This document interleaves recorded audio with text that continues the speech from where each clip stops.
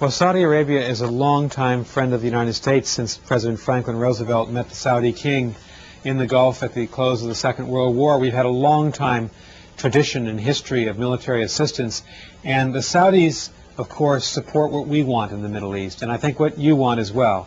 We need to see a Middle East that is less violent, that is more stable, where countries can defend themselves and have the strength to stand up to those who would be aggressors, in this case, the Iranian government.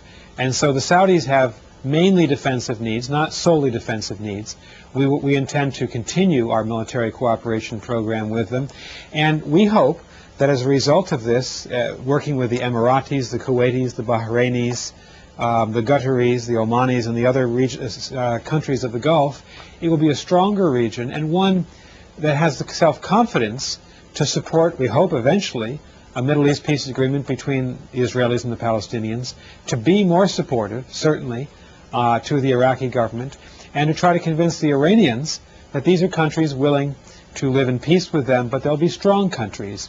Every country needs a strong military in this world of ours today. The Middle East countries are no exception. Well, between 60 and 80 foreign fighters who enter each month, your own intelligence is telling you that half of them are coming in from Saudi Arabia. And as Ambassador Khalilzad said in New York yesterday, they are not being stopped by the Saudi authorities. Well, first, I think the great majority of the problem lies along the Syrian-Iraqi border and the Iranian-Iraqi border. Certainly, we want the Saudi government to be politically responsive to the wishes and interests of the Iraqi government. We want to see a greater level of foreign investment and trade between the Sunni Arab countries and Iraq.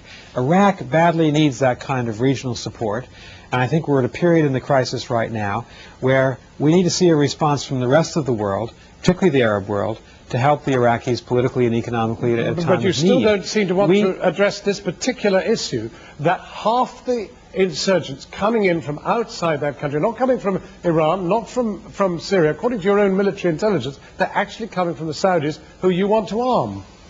Well, I'm certainly not going to discuss intelligence reports on an international TV program. What I can tell you is that we have said very consistently that the largest part of the problem is from Syria and is from Iran.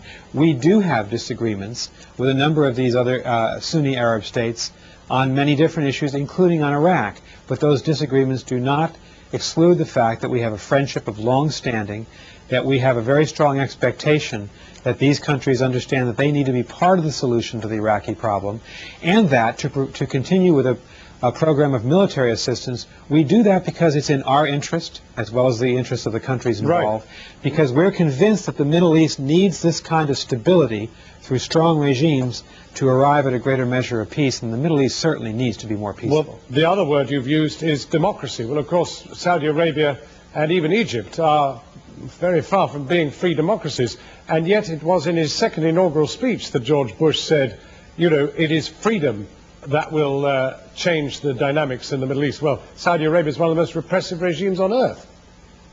I don't think that these are mutually exclusive or contradictory objectives for the United States or for Britain.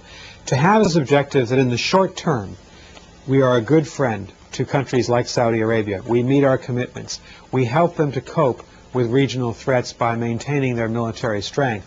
But on the other hand, that over the long term, of course, since we believe in democracy, we believe in personal and individual freedom, we would hope that the Arab world could enjoy that as well. But we know, because we're realists, we know that that's going to take some time. Those are both important goals. They're both part of our comprehensive strategy, and they don't contradict each other in our view. Well, let's just look at Iran, because, of course, it was the Baker Commission, and indeed now our own Iraq Commission this side of the water, that both advocated that you should be talking to Iran and talking to Syria.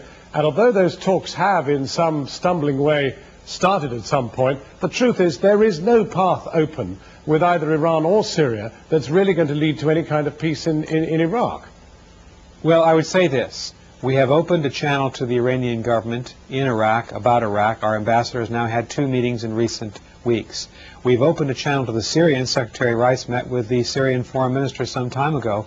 And Britain and the United States, Russia and China, France and Germany are together in one group trying very hard to open a channel to the Iranian government on the biggest issue of them all, the issue of Iran's attempt to become a nuclear weapons power. For 14 months now, we have held out an invitation to the Iranian government to negotiate, and they have turned us down. So I disagree that somehow it's the United States that's been the problem here. The Iranian government has been very reluctant.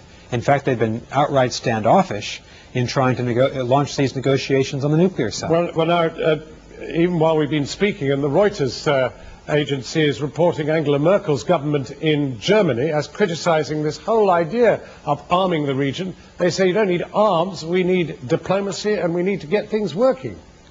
Well, I'd like to see the statement, because we've been in touch with the German government, and obviously the German government is well aware that the United States and Britain and other countries have been partners of these Arab states for their entire life as independent states. With the Saudis, as I said, going back to 1945, with most of the Gulf states since their independence 30 and 35 years ago. In a hostile region like the Middle East, countries need to have a minimum level of deterrence and security. If it's true of Belgium and Germany and Britain and Europe, it's certainly got to be true of these countries in the Middle East. I don't see how it's possible to say that somehow that countries like the United States shouldn't be good friends and military partners of countries that are located in the most vital part of the world for our national security interests. It just doesn't stand to reason. No likelihood of a discussion that leaves the nuclear issue on one track and talks to Iran and Syria very urgently about the Iraq crisis. That's exactly what we're trying to do.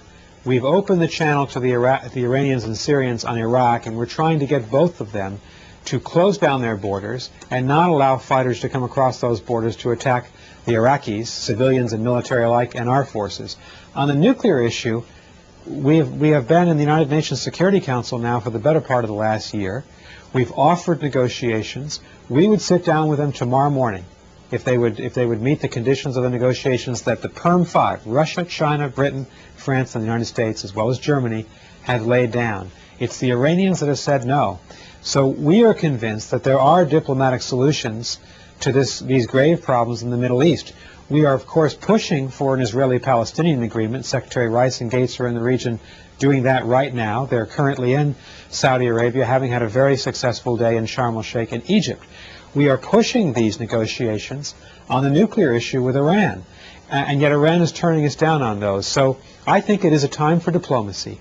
It's a time for us to have a patient application of diplomacy to see if we can open up channels to these countries. But, you know, it takes two to tango. And if the Iranians don't show up at the table, it's difficult to have negotiations. Secretary Nicolas Burns from the State Department in Washington talking to me earlier. You're watching Channel 4 News.